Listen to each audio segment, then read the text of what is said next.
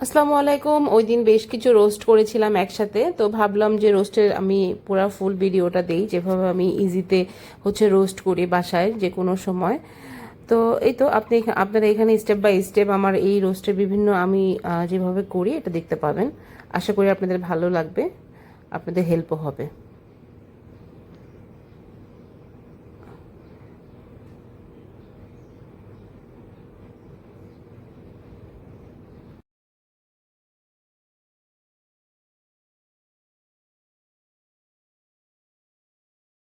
আজকে করব chicken roast.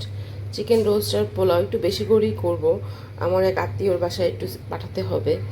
এই তো জন্য আমি সকাল সকাল ঘুম থেকে উঠে অনেক কিছু রেডি করে নিয়েছি। আগে কেটে ধুয়ে একেবারে পানি ঝরিয়ে লবণ, একটু গোলমরিচের গুঁড়া আর লব দিয়েছি একটু শুকনো মরিচের পাউডার আর লেবু দিয়ে অনেকক্ষণ প্রায় 1 ঘন্টার মতো ম্যারিনেট করে রেখেছি।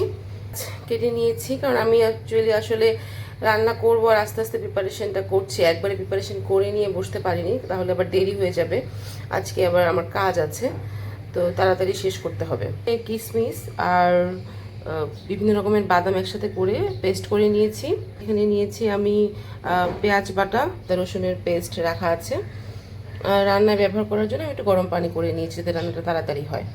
তো গরম হয়ে গিয়েছে, এখন আমি আস্তে আস্তে করে এগুলো দিয়ে সুন্দর করে ভেজে নেব।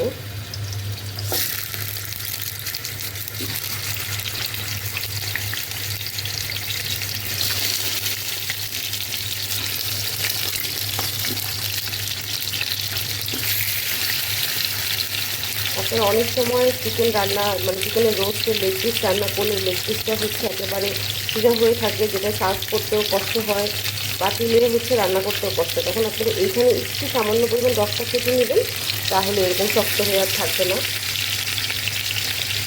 ভেজে নেব এখন। তো এখানে আমি চিকেনগুলো সব ভাজা শেষ আমার, আমি হালকা করে ভেজে নিয়েছি। এখানে আমি পেঁয়াজ দিয়েছি, অল্প দারচিনি নিয়েছি, এলাচ নিয়েছি, নিয়ে আমি এটাকে সুন্দর করে ভেজে নেব। এই তো পেঁয়াজটা আমার ভাজা হয়ে গিয়েছে। এখন আমি আস্তে আস্তে আমার কাছে বাটা মশলাগুলো যা আছে তা দিয়ে দিব। প্রথমে আমি দিয়েছি আদা বাটা।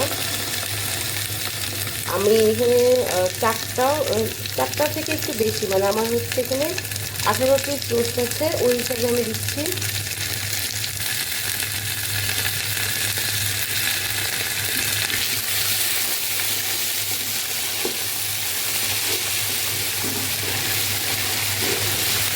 আস্তে আস্তে আমি সবগুলো মশলা দিয়ে দেবো আর একটু রসুন বাটা দিব।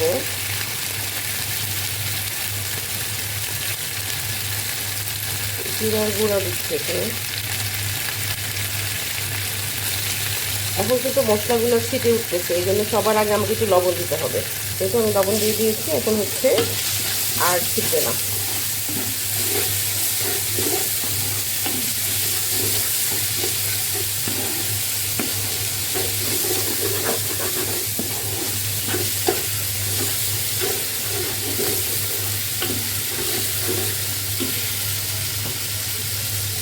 এরপর যে আমি পরিমাণ মতো মরিচের গুঁড়া দিয়ে দেবো।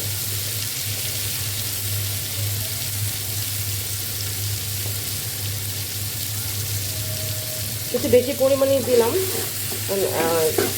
একেবারে একটু ঝাল ঝাল হলে রোস্টটা ভালো লাগে খেতে। এই মশলাগুলোর সাথে এখন আমি অ্যাড করছি পেঁয়াজ বাটা।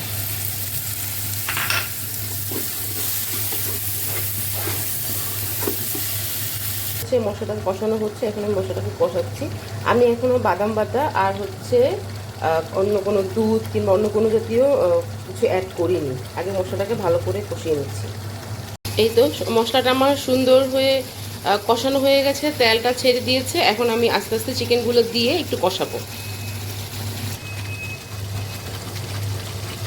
নেড়ে মিক্স করে নিব।